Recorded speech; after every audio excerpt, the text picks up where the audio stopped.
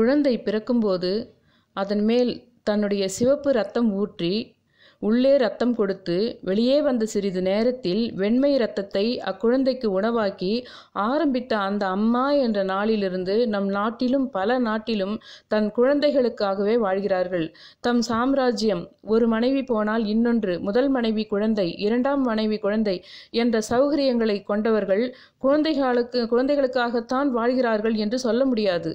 அதாவது தந்தைகள் தன் குழந்தை முன்னேற்றத்துக்காக எல்லாம் செய்வார்கள், இல்லை என்று சொல்லவில்லை. ஆனால் பெண் பல காரணங்களால் இறந்து விடலாமா, வீட்டை விட்டு போய்விடலாமா, வேறு சொந்தங்கள், வாழ்வின் இடையில் வந்த குடும்பங்கள் செய்யும் பிரச்சனைகள் பிடிக்காமல் இறந்து விடலாம் என நினைக்கும் போதெல்லாம் தன் குழந்தையின் அழுகையே அவர்களுக்கு கேட்கிறது.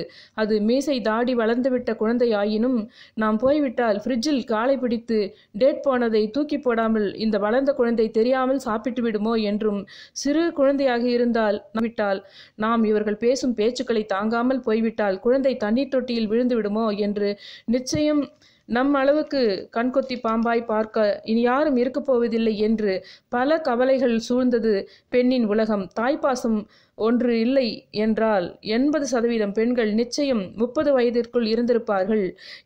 2 பெண் பிறந்துவிட்டால் நல்லதாய் போனது, அல்லது இருப்பதே ஒரு பெண் தான் இருக்கின்றது என்றால் சரி, அதுவும் பரவாயில்லை. ஆனால் வேறு எந்த சட்டங்கள், எப்படிப்பட்ட சட்டங்கள் வந்தாலும் பெண்ணுக்கு கல்வி வழங்க என்பது பல சட்டங்கள் வந்தாலும் தன் மகனுக்கு கொடுத்த அதே கல்வி பெண்ணுக்கு என்ற விகிதாசாரம் மிகவும் குறைவுதான். அதே பணத்தை செலவு செய்கின்ற படிப்புகளாக இருப்பினும் அவை இருவருக்கும் ஒன்றாக கொடுக்கின்றதா என்று பார்த்தால் விகிதாசாரம் குறைவுதான். சொத்து, நான் இப்பொழுது பேசிக்கொண்டு வருவது நான் அம்மாவை பற்றி, ஆனால் நாம் பெண்ணை பற்றி இப்பொழுது பேசிக்கொண்டிருக்க காரணம் என்னவென்றால் அவர்கள் பல மன பாதிப்புகளுக்கு, அதாவது அம்மா என்றவள் பெண் தானே, அவள் பல மன பாதிப்புகளுக்கு இருக்கின்றாள் தன்னுடைய தாய் வீட்டிலிருந்தே. பெண்ணுக்கு இந்த விகிதாசாரம் மிக குறைவு. சொத்துரிமையும் சட்டப்படி உள்ளதே தவிர எங்கும் செயற்பாட்டுக்கு வரவில்லை.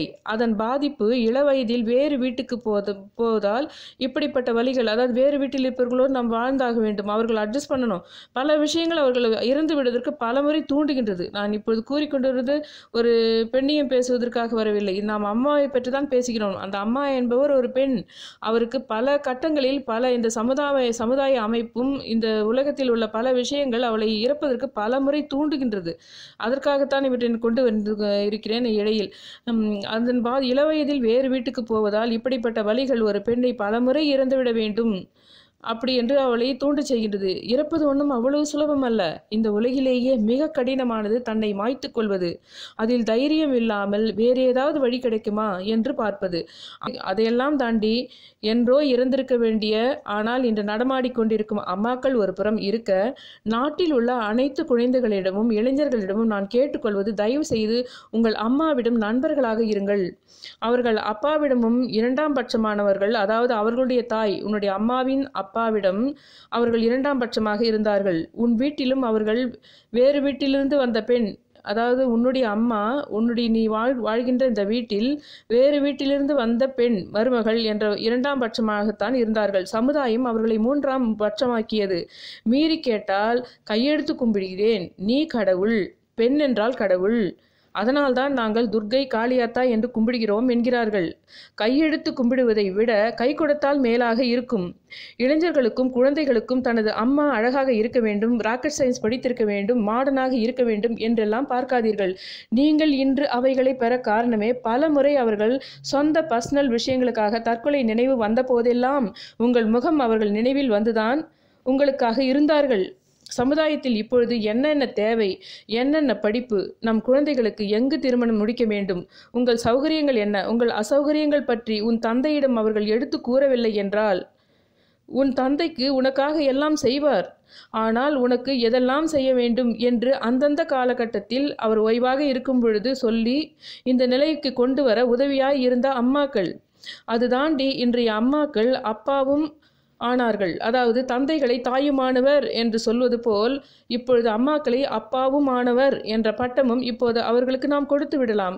குழந்தைகளுக்கும் இளைஞர்களுக்கும் திருமணமான பெரியவர்களுக்கும் உங்கள் தாயிடம் பேசி அவர்கள் சிறு வயதிலிருந்து விரும்பி கிடைக்காது போனதை இப்போது நிறைவேற்ற முடிந்தால் நிறைவேற்றுங்கள். அவர்கள்தான் உங்களுக்கு செய்ய வேண்டும் என்பது இல்லை.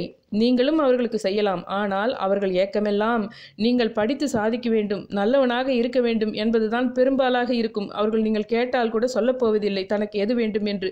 அவர்கள் இதை செய்துவிட்டாலே போதும், நான் வாழ்ந்ததே அதற்காகத்தானே, நான் உயிரோடு இருந்ததே அதற்காகத்தானே என்றெல்லாம் பல பெண்களுக்கு இருக்கின்றன. அவர்கள் தன் சமுதாயத்தில் தன்னை முன்னிறுத்திக் கொள்வதை விட உன்னை முன்னிறுத்தவே அவர்கள் பலமுறை உயிரோடு இருப்பதற்கே அவர் முனைந்தார்கள் என்று நான் நிச்சயமாக கூறிக்கொள்வேன். இந்திய பெண்ணாகிய நான் சொல்வது மகா உண்மை. ஒவ்வொரு வீட்டிலும் ஒவ்வொரு பெண்ணுக்கும் இருக்கின்ற நிலைமை அதுதான். நீங்கள் நன்றாக சாதித்து விட்டால் போதும், நீங்கள் நல்ல பெயராக எடுத்து விட்டால் போதும், நீங்கள் நல்லவனாக இருந்தால் போதும் என்பதுதான் அவர்களுடைய பெரும்பாலான ஏக்கமாக இருக்கும். அதை நிறைவேற்றினால் கூட அது உங்கள் தாய்க்கும் பெருமை, உங்களுக்கும் நன்மை.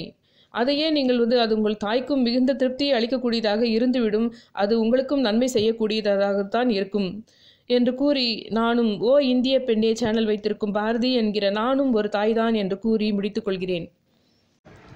சப்ஸ்கிரைப் பண்ணுங்கள், ஷேர் பண்ணுங்கள், லைக் பண்ணுங்கள், கமெண்ட் பண்ணுங்கள். ரெட் கலரில் சப்ஸ்கிரைப் பட்டன் இருந்தால் மட்டும் நீங்கள் சப்ஸ்கிரைப் பண்ணுங்கள். கிரே கலரில் சப்ஸ்கிரைப் பட்டன் இருந்தால் பண்ண வேணாம். ஏற்கனவே நீங்கள் அதை சப்ஸ்கிரைப் பண்ணிட்டீங்க அப்படின்ற மீனிங் தான் அந்த பட்டன். ஸோ நீங்கள் ரெட் கலரில் சப்ஸ்கிரைப் பட்டன் இருந்தால் பண்ணுங்கள். தேங்க்யூ.